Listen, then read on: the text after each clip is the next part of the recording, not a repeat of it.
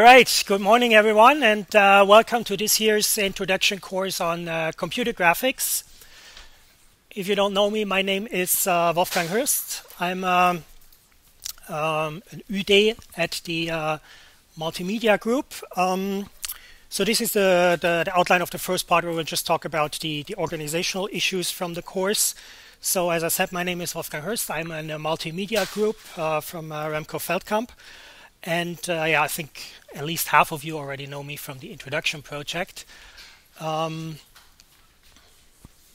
Just for curiosity, who here is a first-year game technology student? All right, and who is not? Okay, good. Yeah, so yeah, like I said, I'm in a multimedia group, so I have a multimedia background, so I'm not doing I'm doing a little bit of computer graphics also for my research, but mostly I'm dealing with multimedia. And usually if you start a course like this, like computer graphics, you show some nice computer graphics at the beginning. But since I'm a multimedia guy and since I like to show funny videos, I usually start with a little video clip. So let's see if the sound here works. Das hier ist mein Sektor. Das hier ist das wichtigste Gerät des Küstenwächters. Das Gerät und das Gerät. Überlebensradar.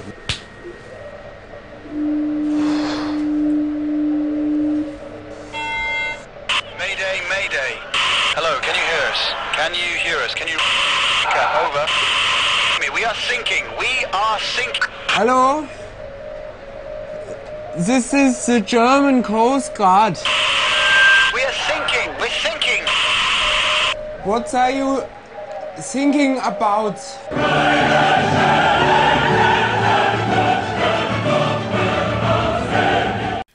All right, yeah, so funny video clip. Yeah, the reason why I showed you this clip is, of course, you already realized that I'm talking English and not Dutch. So the course will be given in English. The major reason is, of course, that I'm not Dutch, I'm German, and my Dutch, like if I would try to give this course in Dutch, what happened in the video would probably happen in the course as well. So it's, believe me, you will understand me much better if I talk English than if I try to speak Dutch. There are other reasons why this course has traditionally been given in English. Also, before I took it over, it was given by a Dutch guy, but he also taught it in English. And a major reason is that there are also a couple of GMT master students here in this course who attend this course. And this is an international master, so it's taught in English, and a lot of them don't speak Dutch, which is why it was always given in English. I also think it is actually also for the bachelor students kind of a good idea to have the course in English. First of all, because the material is in English, the textbooks are all in English, and if you study computer science at one point or another, you have to read English literature because most of the publications are in English. So it's also good to help you and with that. And also, we also hope, of course, that a huge majority of you will not just be here for the bachelor, but stay for the master, and the master is all in English. And I think it's also an advantage for you if you already at the bachelor level have a few courses in English, because that makes the transition to the master easier. So these are the excuses why it's not only just me because I give it in English, but also some other reasons. But the teaching assistants all speak Dutch, and also in the exam you can answer the questions in Dutch, so you should not have any disadvantage of this because the course is in English. And if at any point you have problems and you think it's with the course and you think it's related to the language, let me know and I will see what we can do about it. If you have other problems, of course, you can also let me know. Should let me know. Good, yeah. So the course will have 2 lectures, as you obviously figured out. The first one is on Tuesday in the morning. The second one is on Thursday in the late afternoon. So far it seems to work out with the room. They gave us a relatively small room considering the large number. I don't know why. For the latecomers, there are still a couple of seats here. Those of you who sit on the outside, if someone comes late, I would kind of ask you to move together. It should work out. Yeah. Usually we have 2 lectures per week. There are some weeks where we might have it a little bit different. So always check the website. There is a schedule online there. The schedule with the rooms is on the official site, and the times is on the course website. For a textbook, we will use, like last year, the fundamentals of computer graphics. If you haven't already got that, you can check it on the website and then get it. Some of you, this is the third edition, which we used the first time last year. If you have access to the second edition, that should work out, because we are mostly covering the first half of it, or not even the first half of it, which are the basics, which haven't really changed that much. And I can give you information where you find the information in the second edition. There are a few things that are in the third edition that are not in the second edition that I will cover here, but it should work out with the second edition. You might even be able to do it with the first edition, because I think the change between the first and the second edition are not that big. But I never had the first edition in my hands, so I cannot say it for sure. But some people told me last year they used the first edition and it was fine. The book is mandatory this year because I basically have the course based on it, and you can basically follow this course just by reading the book also. But there are also a couple of people last year who told me, well, they didn't buy the book and they were fine to do it, and it worked out quite well. So I made it mandatory because I make a lot of references also in the course to the book, and I basically expect you to read all the chapters in there. But yeah, it's up to you if you buy it or not. Good. Sometimes I might use some other resources. If I do that, I post them on the website. Good. Yeah, you probably also already were wondering or saw that I have this weird cable here around my neck. That is because I traditionally record most of my lectures. That is, I record the audio and also everything that happens on the screen that you see here, and put that then online for later for you, because I think that can be beneficial for you in certain situations. And so I tried this when I started here, and it was well received by the students, and a lot of them appreciated it. So this is why I keep doing it. But be warned with this, like some people use this, of course, as an excuse not to come to the lecture, but just listen with the recordings. Be aware of it. This, like you saw with the microphone here, technology can always go wrong. It could happen that at some point I cannot record it. So far, everything worked the last 4 years since I'm doing that, which is that it's very likely that this year it goes wrong, because if something can go wrong at some point, it will go wrong. And since it went well so far, it will probably go wrong this year. The other thing is I might also stop this because I don't have any additional resources for this. I'm doing this basically on my own initiative. So at some point I also might to stop with this. So the bottom line is, don't rely on it. And if you rely on it, don't come complaining later if I stop it, or if for some reasons there is no recording available.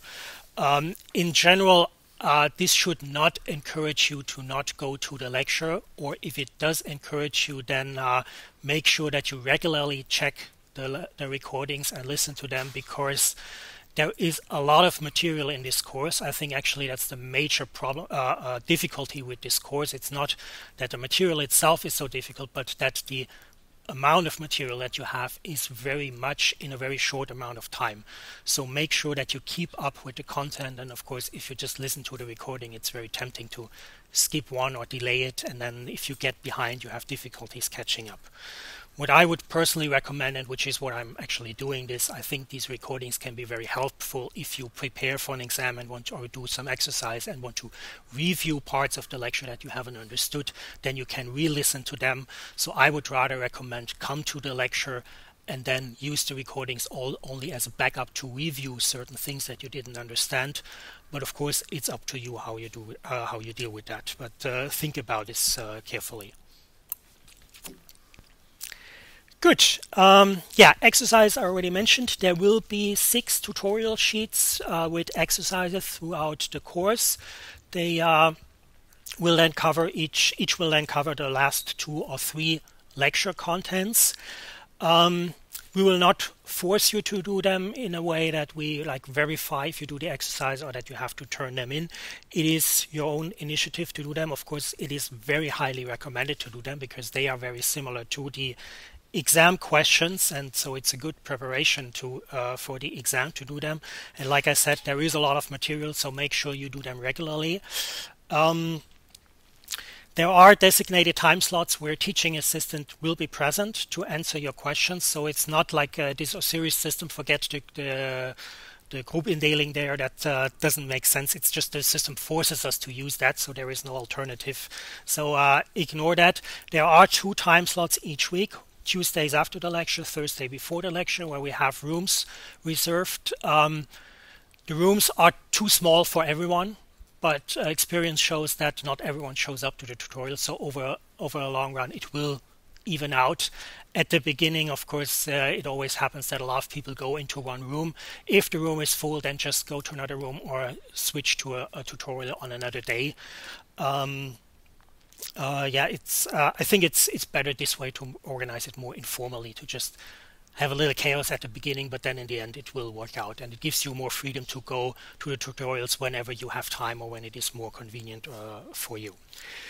Good. So most of the tutorials will be done by Peter de Waal. I will step in sometimes, and also at the beginning we'll have 3. So the first Tuesday will be a double time slot where we have 2 rooms, and then I will be in the other one. Good, but the idea is basically that the tutorials go online a couple of days before this first time slot, and then you have time to do the tutorials and the exercise at home, and then go to the time slots and ask questions about the exercise that you didn't understand or that were too complicated for you, because there will be way more exercises on the tutorial sheets than you could possibly do in 2 hours. But the idea is, of course, to give you more opportunities and more material to practice and to train. Good, there was a question. No, the tutorials start next week on Tuesday, because we don't have a tutorial sheet today. Because you need some material from the lecture, of course, before you have the first tutorial. So that's why the tutorials start.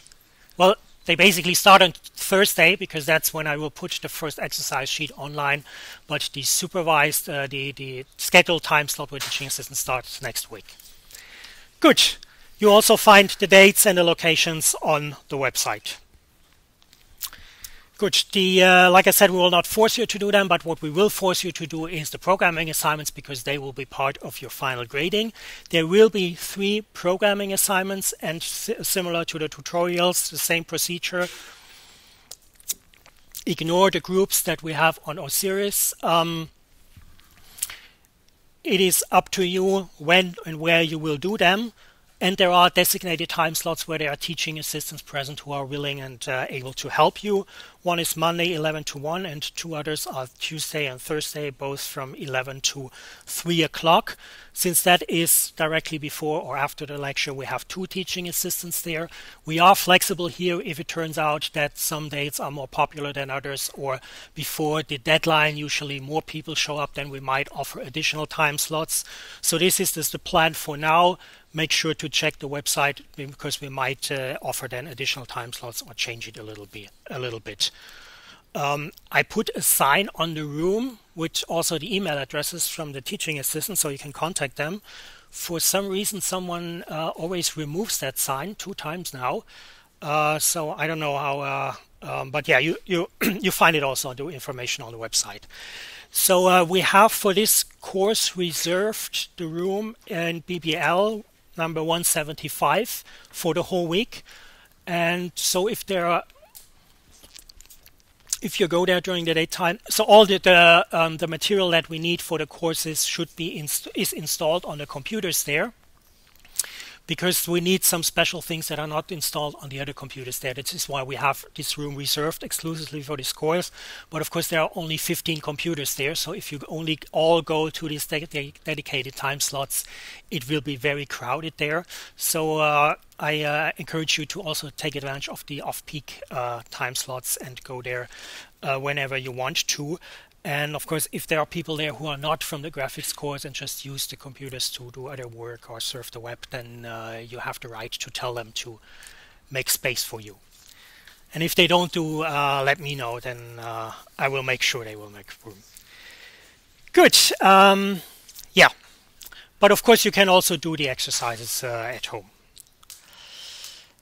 Yeah, there are no group assignments, but you have to do the groups, the assignments in groups of 2 to 3 students.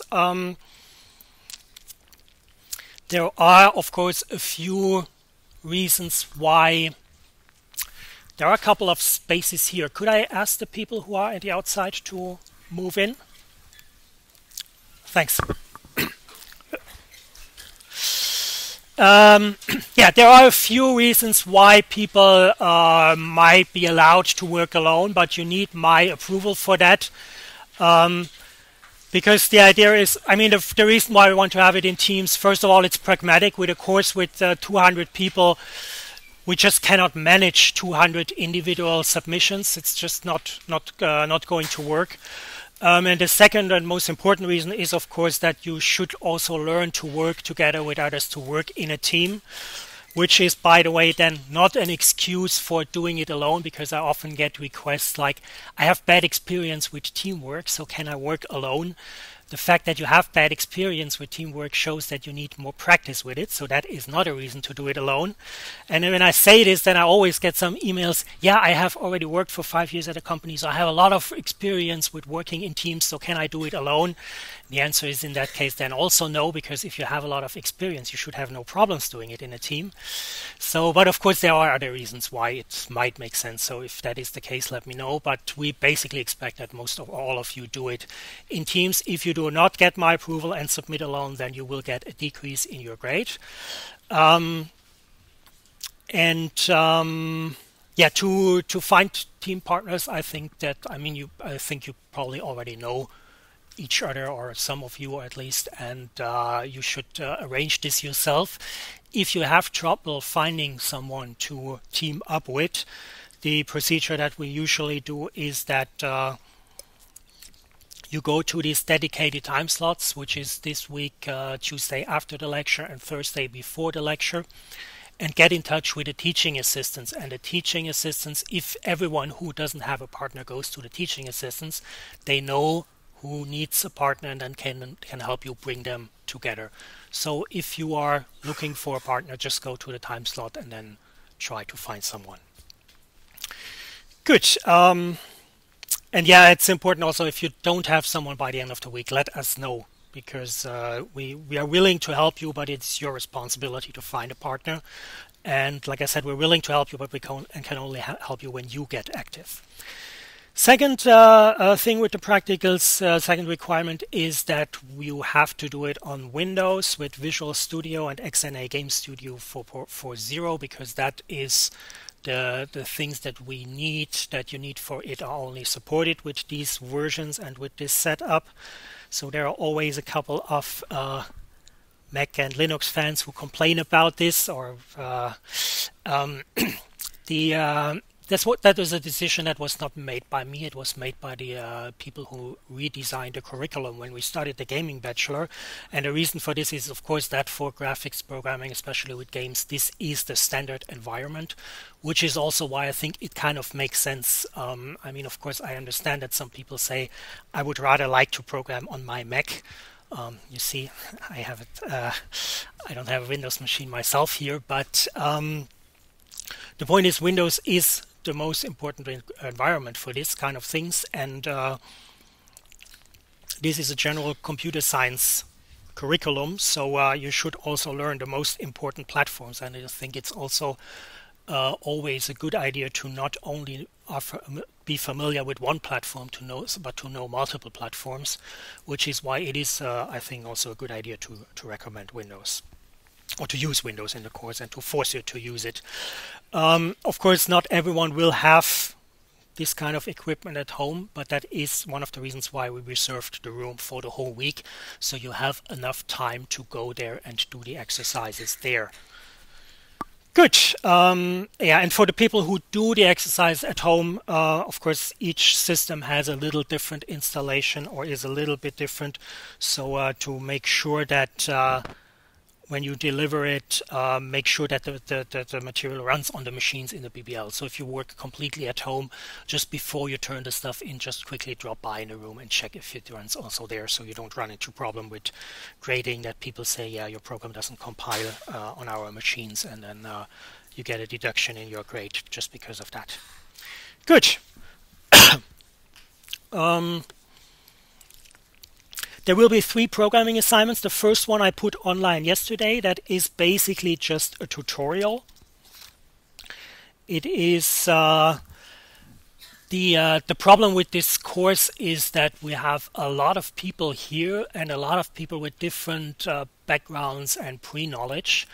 So the official requirement is that you have the knowledge that you got from Game Programmieren or Imperativ Programmieren in the first quarter.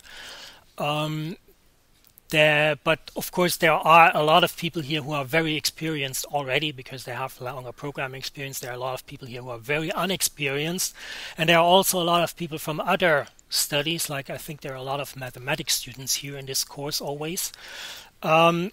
So this is why we decided to make the first assignment basically just a tutorial.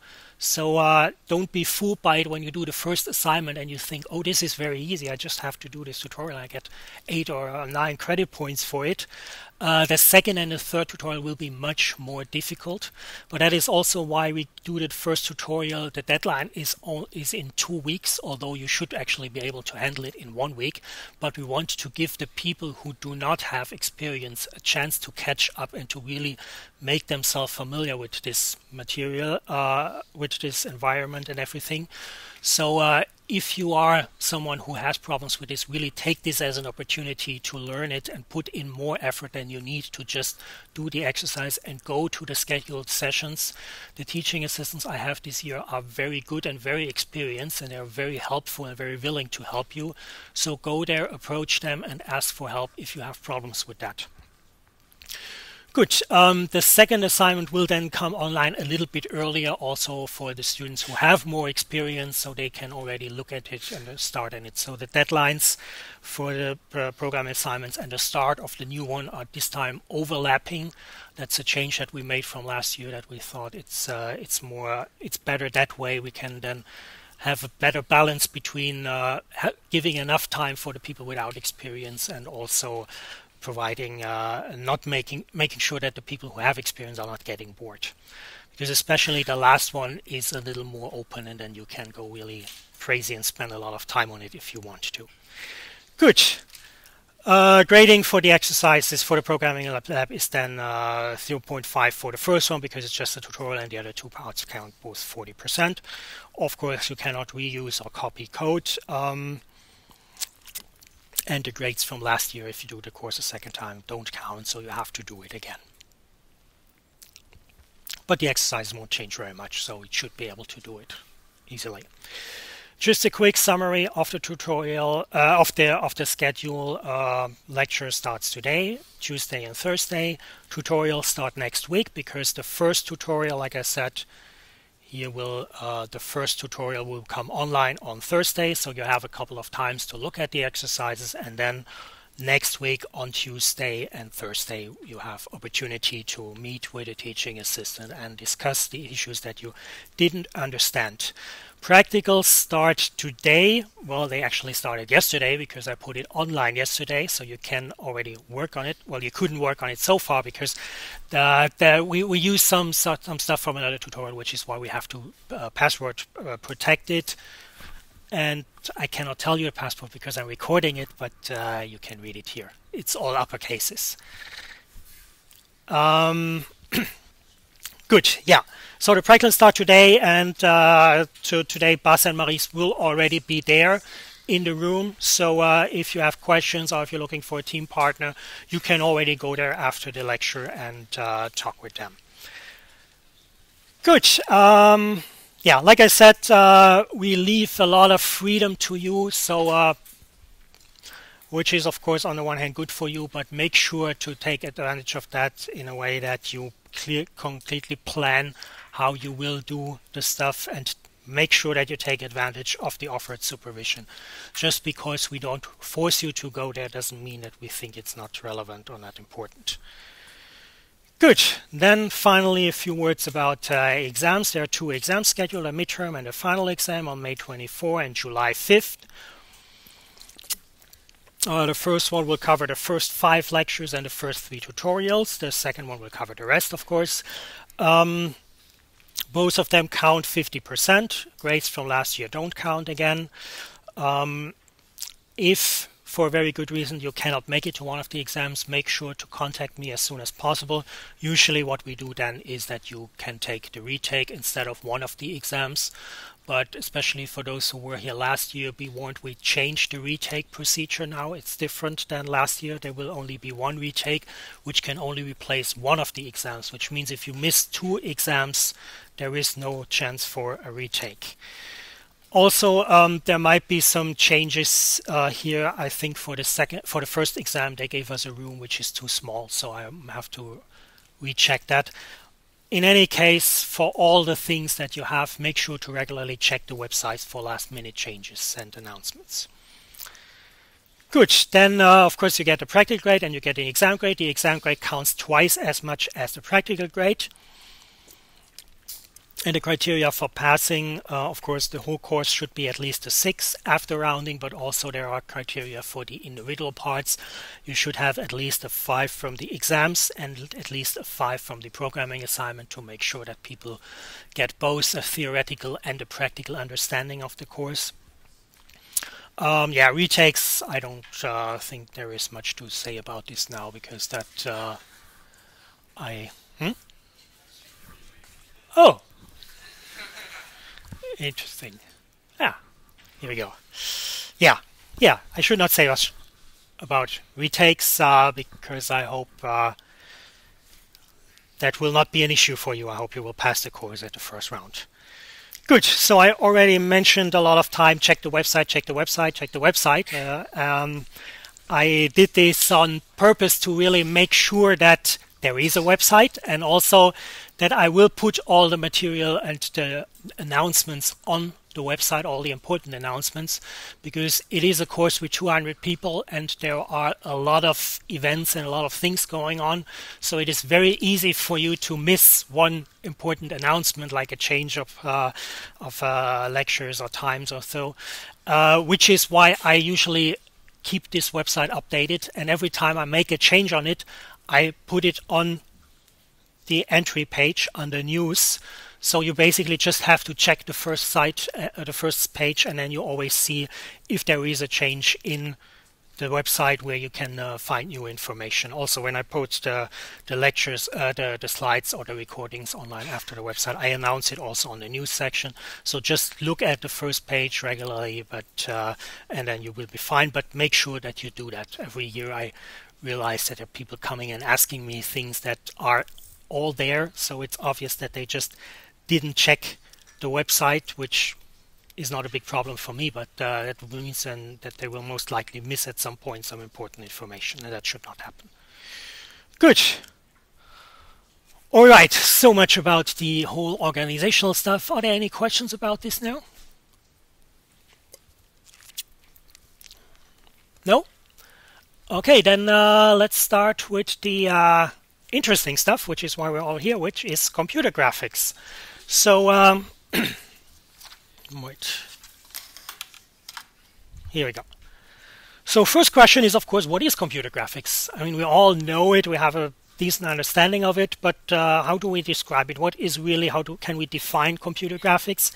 If we look at our textbook, there is no official definition, but there is more a vague description of it, which is computer graphics describes any use of computers to create or manipulate images, which is, of course, a very vague and informal description of it, because it kind of also implies that everything that we do with images on a computer is computer graphics. But if you look at more definitions or understanding in the area of computer science, then it is actually a little bit different. There are basically 3 areas in computer science that 3 major areas in computer science that deal with processing images.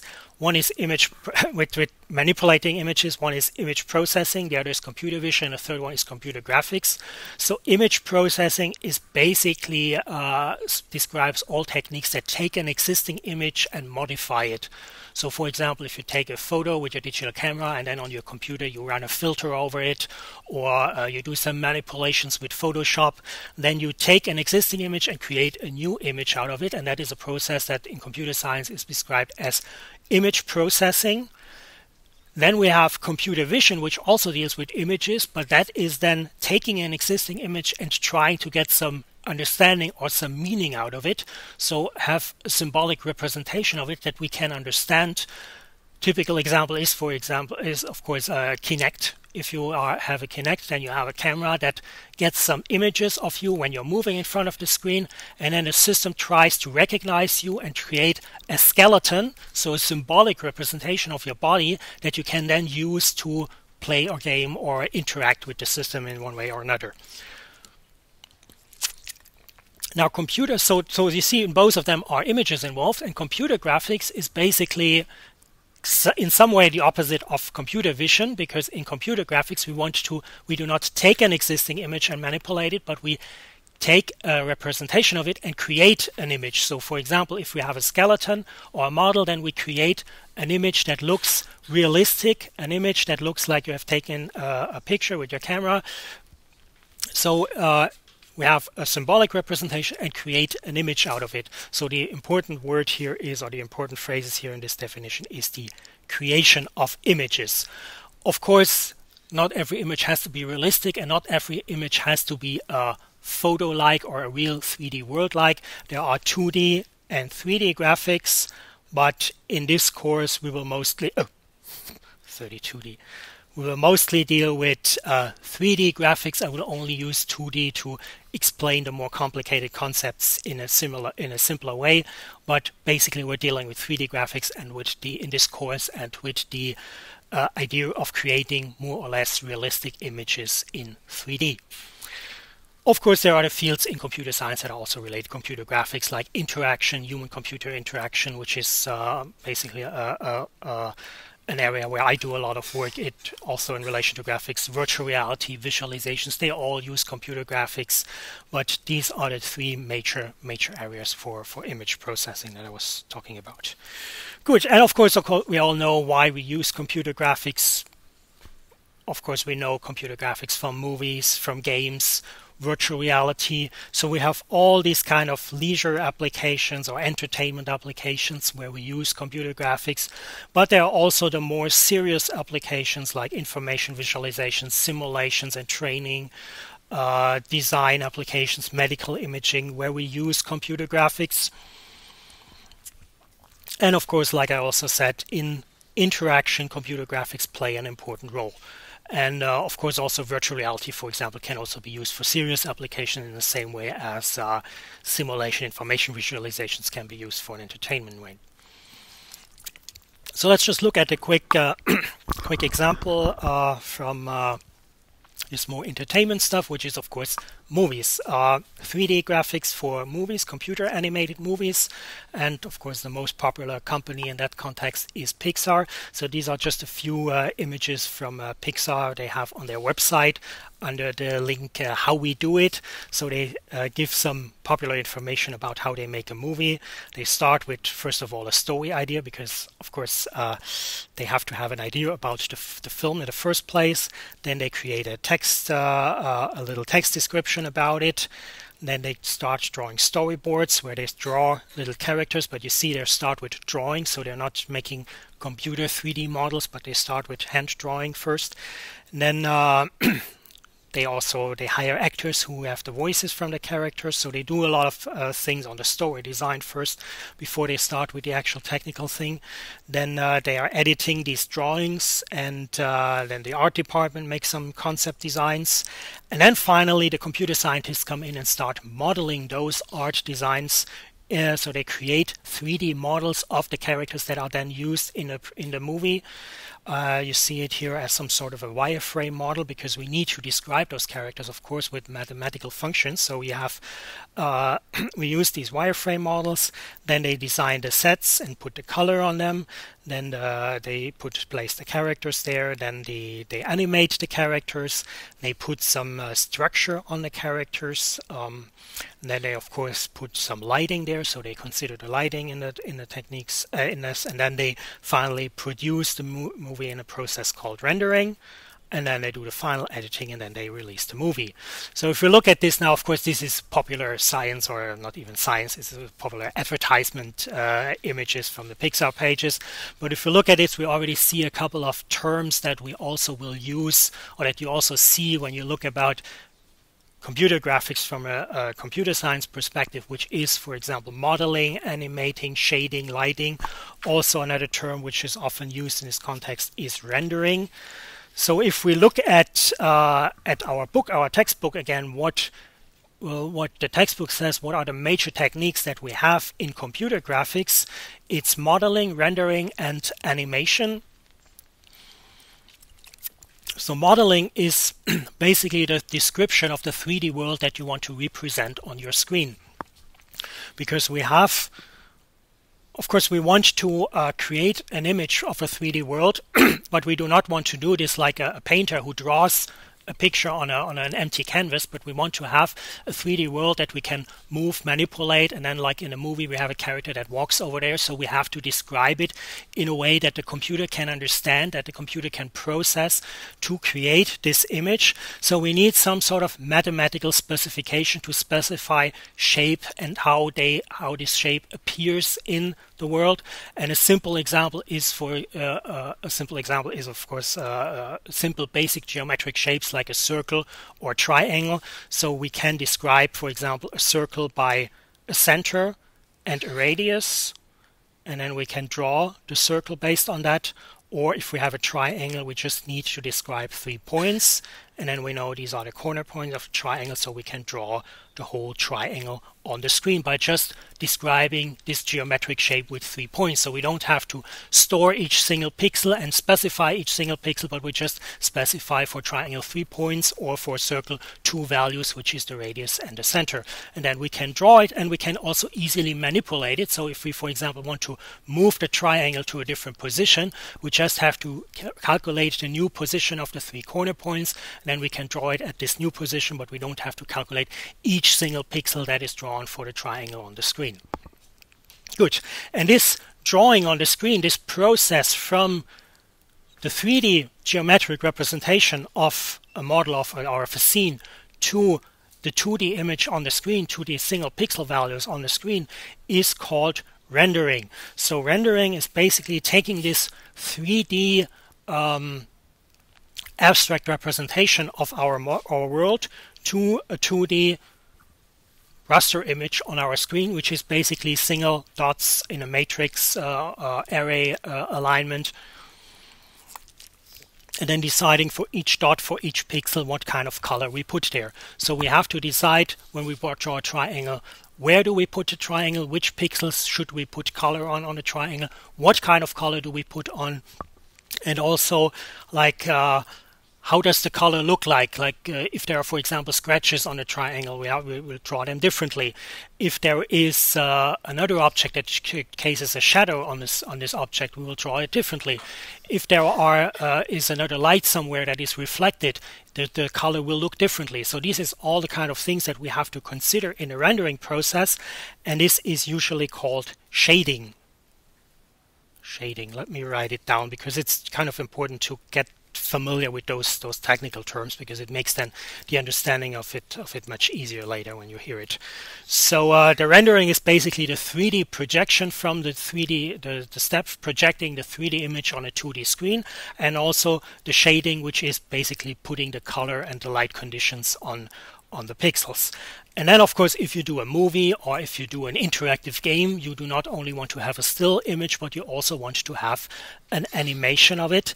And so you have to also make sure that you can manipulate this graphics, that you can move objects, can animate them.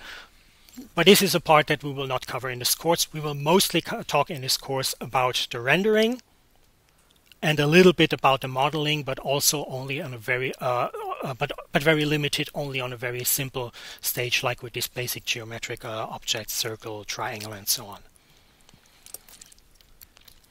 Good. All right. So what we will do here, in general, if you look into computer graphics, like this is an introduction course, so we don't expect you to have any experience in computer graphics. And if you look at how people are teaching computer graphics or the basics of computer graphics. If you, for example, if you go to a bookstore and grab a book on basic computer graphics, you can get different types of books. Because if you think about what we have to do if we want to create a realistic image on the screen, if we want to create a realistic image of our world, the first thing we need to know is we need to understand the world. If we want to draw a color of a triangle, we need to know how that color would look in a real world. How would, for example, the color change if we put a light source somewhere? How does the color change if you put an object between the light source and the color? How does the color change if you have a different material? Like light is differently reflected from glass than it is from metal. So we need to know how light behaves in a real world to be able to create it or to create the illusion of it in our computers. So because in every time we see something, it depends on light. If there is no light, then everything is dark, so we don't see anything. So as soon as we see something, there must be a light source somewhere, so we have to understand the influence of that, and we also have to understand how we as humans, how our eye perceives this kind of light, because sometimes the light only changes for us because our illusion of it is different than what is actually there. So these are all the kind of things that we need to learn, and this is the more the physics view of computer graphics. But of course, there's no point in just knowing how it works. We also have to describe it in a way that our computer can process, and this is usually done with mathematics, like I already said with this example with the circle and the triangle. We can use two values, a center and a radius, to describe a circle. So this is how we describe and manipulate the world that we are modeling, and this is then the more mathematical view of the course of the area of computer graphics. But then of course there's no point in describing something without doing anything with it, which is why there is also a huge part of computer graphics dealing with applications and libraries and basically the programming issues that you need to know to do really good computer graphics. So if you go to a bookstore and grab a book on introduction to computer graphics, some books, you open them up and the first chapters look like a physics book because they describe all the things of light, how light works, and how light is transmitted and everything. And the other kind of book, when you grab them and you open them, you see a lot of numbers and formulas, so it's basically like a mathematics book because they start more describing the mathematical theory behind it. And the third category is, of course, you open the book and you see pages of source code there. And that is then the more programming-centered view. And if you had a look already on the textbook that we use in this course, you know which approach we will be using. We will be doing a lot of mathematics in the course, and you will do the applications and programming stuff in the practicals, but this will not be covered in the course. The course is purely focused on the theory behind it, on the pure mathematic basics. We will do a little bit of physics, of course, because we also need to, when we do the calculation, need to know how light travels, for example, through space and reflects. So we will consider that a little bit, but mostly we'll focus on the mathematics. And there are two reasons why. I mean, this is a decision that was made by the commission who established this curriculum, and there were two major reasons why they decided to do this. From a computer graphics point of view, it makes sense to learn computer graphics in that way, because the basics are important for any kind of graphics that you're doing, for any kind of programming environment that you're using. And if you learn the basics, you can also more easily adapt to different programming environments. Whereas if you learn graphics just by learning one programming environment, you are very much focused on this particular environment. And then if you have to at some point switch to another one, it's more difficult than if you know more the basics. And the second reason is that they made this as, and this is mostly important, of course, for the first year students here, that the university or the department decided that it is a good idea to teach the mathematics as part of your curriculum, not in a separate course, but as part of other courses, more application-oriented courses.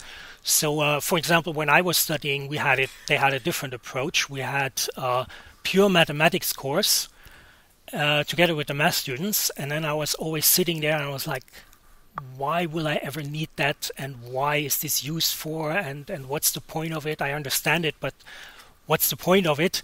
And then like 1 or 2 or 3 years later, I had a course, and then they suddenly used some mathematical stuff there, and I was like, wait, I remember that. And then I looked into my old material, and I was like, oh, suddenly I understand it, because now I know what it is used for. So it is sometimes much easier to understand complex mathematical concepts if you look at them in relation to an application or to a concrete example, which is why they decided to do this with computer graphics. So basically use computer graphics course to teach you mathematics, which by the way then also means that this course is important also for the people who have no interest in computer graphics at all, because sooner or later, if you study computer science, you will get in touch with mathematics, no matter which area you focus on.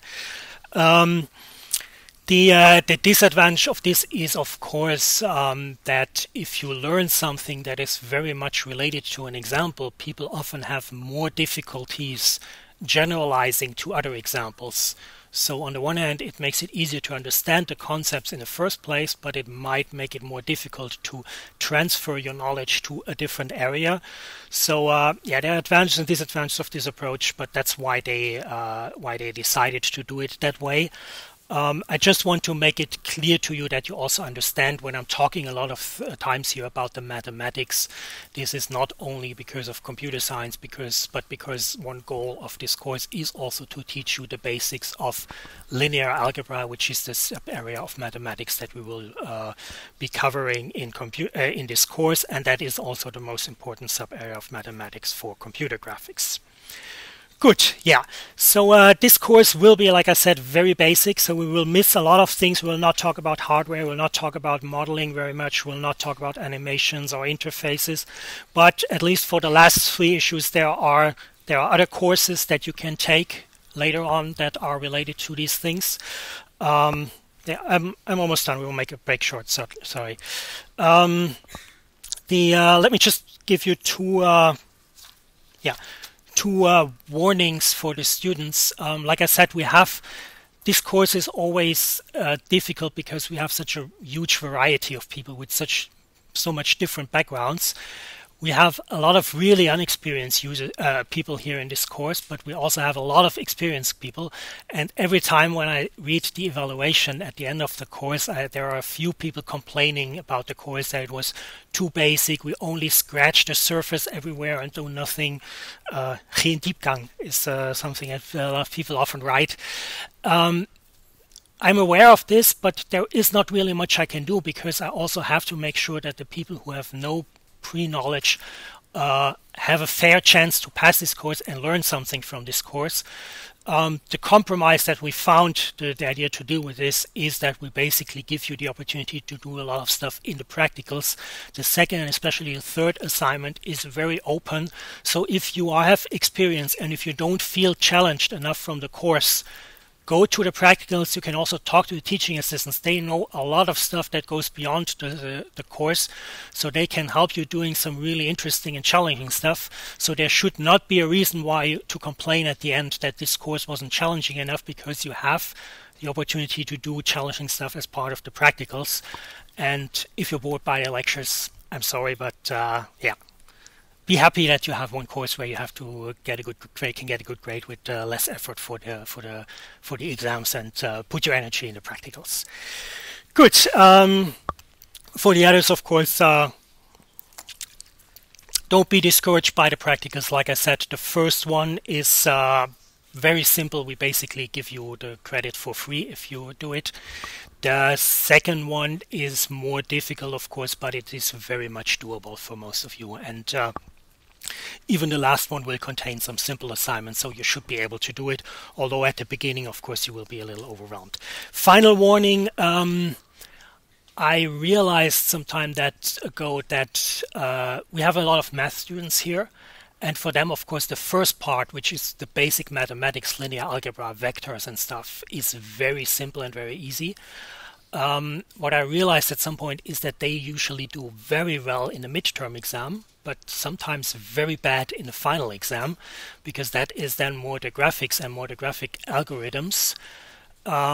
And it's, I think, not because they don't understand them, but because they just kind of, after the first part, they get in the feeling, oh, this course is easy, I don't have to do very much, and it's very simple, so I don't have to put in a lot of effort, and then they kind of miss the point where the new stuff for them comes, and then don't sit down and learn this.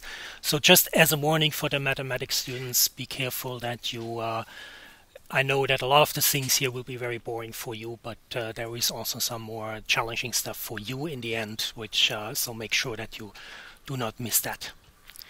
Good. Yeah, sorry I ran a little over time, but let's make a short break now. Let's make it a little shorter. Let's say meet at 5 after 10.